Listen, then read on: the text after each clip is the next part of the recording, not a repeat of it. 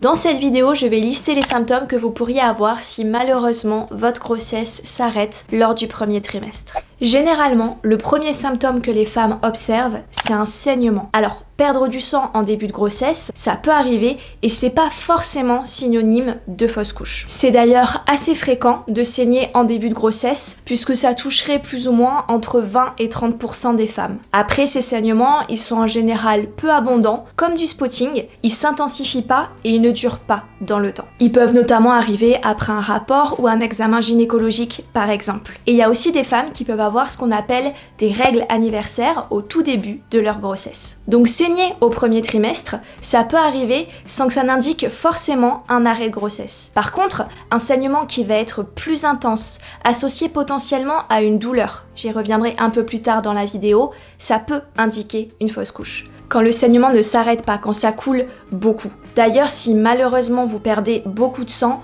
préférez porter des grosses serviettes. Vous savez, les XXL bien épaisses pour voir justement la quantité de sang que vous perdez et avoir une donnée à communiquer à votre médecin par la suite. Il vaut mieux éviter tout ce qui est tampon, cup de toute façon dans ces moments-là. Donc si vous avez un saignement, si vous remplissez vos serviettes, préférez consulter. Ce saignement, il pourrait être marron ou rouge, il est d'ailleurs souvent similaire à celui des règles. La différence quand c'est un saignement qui est lié à une fausse couche, c'est qu'il y a souvent des morceaux, des petits bouts de tissu et ou des caillots de sang à l'intérieur. Alors j'imagine comme ça doit être une angoisse pour vous de voir le fœtus. Je comprends, sachez que c'est assez rare avant 8 semaines. Alors au cours du premier mois de grossesse, l'embryon qui se développe, il a plus ou moins la taille d'un petit grain de riz et donc il va être quasi impossible à voir. À 6 semaines, pareil, la plupart des femmes ne distinguent rien de reconnaissable. Pendant le saignement, vous pourriez voir des petits caillots de sang avec un petit sac rempli de liquide. L'embryon à ce moment-là, il fait à peu près la taille de l'ongle de votre petit doigt. Donc il est vraiment tout petit. Et à partir de 8 semaines, les femmes commencent à témoigner qu'elles ont vu un petit sac avec l'embryon dedans qui ressemblait plus ou moins à un petit haricot. Et puis, plus les semaines passent, plus il est possible de voir concrètement et de savoir que du coup, vous vivez une fausse couche. Donc dans le premier trimestre, un saignement qui sera abondant et qui présente une consistance avec des morceaux peut malheureusement indiquer une fausse couche. Un autre signe, ça va être la douleur spécifique que vous allez pouvoir ressentir. Alors avant de vous présenter ce second symptôme, je vous invite à vous abonner à ma chaîne YouTube, ça vous permettra de découvrir différents contenus en lien avec le projet bébé et la grossesse pour être accompagné à chaque étape. Si vous ressentez une vive douleur dans le premier trimestre, ça peut également être le signe d'une fausse couche. Certaines femmes comparent cette douleur à des crampes de règles, donc celles qui vont tirer vers le bas. Et il arrive aussi parfois de les ressentir dans le bas du dos. Par contre, elles vont être beaucoup plus douloureuses, beaucoup plus intenses. Les crampes qu'on va avoir pendant une fausse couche, elles vont être liées aux contractions utérines, donc c'est pareil que ce qui va se passer lors d'un accouchement finalement. Donc elles peuvent apparaître de manière régulière, à intervalles réguliers. C'est d'ailleurs aussi un indicateur, cette régularité. Donc avoir des crampes régulières au premier trimestre, ça peut indiquer un arrêt de grossesse. Mais après, là encore, les crampes au début de la grossesse, elles sont courantes. Elles peuvent notamment arriver dès l'implantation d'ailleurs. Et parfois, elles continuent durant la grossesse sans qu'elles soient forcément problématiques. Elles peuvent varier en intensité selon les moments de la journée, selon les moments de la semaine, et elles vont être causées en fait par l'expansion de votre utérus, par l'étirement des ligaments au fur et à mesure que votre ventre il va grossir, du fait de vos hormones, de la constipation potentielle, etc.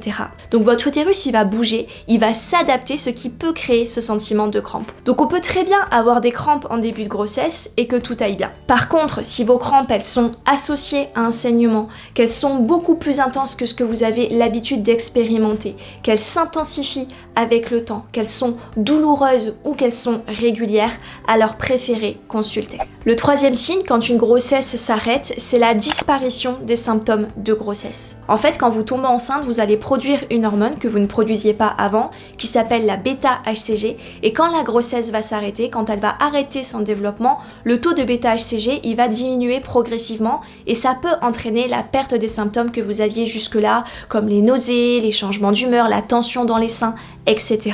Donc si vous aviez différents symptômes et qu'ils diminuent subitement, voire qu'ils disparaissent, ça peut être aussi malheureusement le signe d'une fausse couche. Après, bien sûr, avec les jours qui vont passer, votre corps il va s'adapter et naturellement il y a certains certains symptômes qui vont diminuer, c'est tout à fait normal. Mais c'est vrai que si vous êtes encore dans votre premier trimestre et que vous semblez perdre du jour au lendemain tous vos symptômes, alors préférez consulter. Ne soyez pas gênés d'aller voir votre médecin, il vaut mieux trop consulter que de rester avec vos doutes, vos questions et sans réponse. Maintenant, comment être sûr? Comme vous avez pu le voir tout au long de cette vidéo, tous les symptômes dont je vous ai parlé, ils peuvent à la fois indiquer une fausse couche, mais ils peuvent aussi être tout à fait normaux au début de la grossesse. Alors, comment être sûr? Déjà, si vous avez des symptômes qui se cumulent, par exemple que vous avez des crampes qui vont être douloureuses avec des saignements abondants, tout ça en même temps, ça peut malheureusement indiquer une fausse couche. D'ailleurs, je dis fausse couche, mais il n'y a vraiment rien de faux dans votre vécu.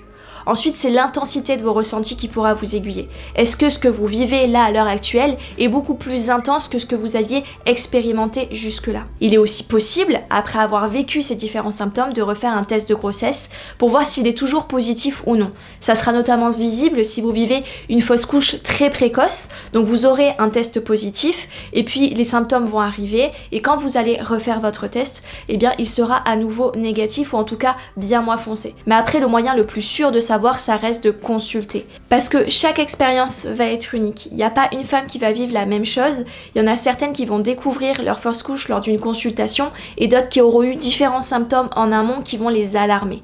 Donc si vous avez le moindre doute, que ce soit l'un des symptômes dont je viens de vous parler ou bien de la fièvre, des vertiges ou quelque chose qui vous paraît étrange, allez chez votre médecin. Il sera le seul professionnel qui pourra vous répondre car il pourra vous ausculter. Et je le dis encore une fois, vous ne le dérangerez pas. Au pire, il vaut mieux avoir la sensation de le déranger que de rester sans réponse. Il pourra vous dire ce qu'il en est, vous expliquer certaines choses et si malheureusement il confirme le diagnostic, il pourra s'assurer que vous allez bien, que tout se déroule comme ça doit se dérouler et il pourra par la suite vous donner son feu vert pour que vous puissiez reprendre les essais bébés quand ce sera le bon moment pour vous, quand vous vous sentirez prête. Souvent, quand on vit une fausse couche ou qu'on a peur d'en vivre une, on se remet beaucoup en question. On peut se demander, est-ce que c'est parce que j'ai mangé telle chose? Est-ce que c'est parce que j'ai bu trop de café? Est-ce que j'ai fait quelque chose qu'il fallait pas? Alors si c'est le genre de questions que vous vous posez, je vous invite à regarder cette vidéo qui vous présentera tous les aliments à éviter au premier trimestre, notamment ceux qui sont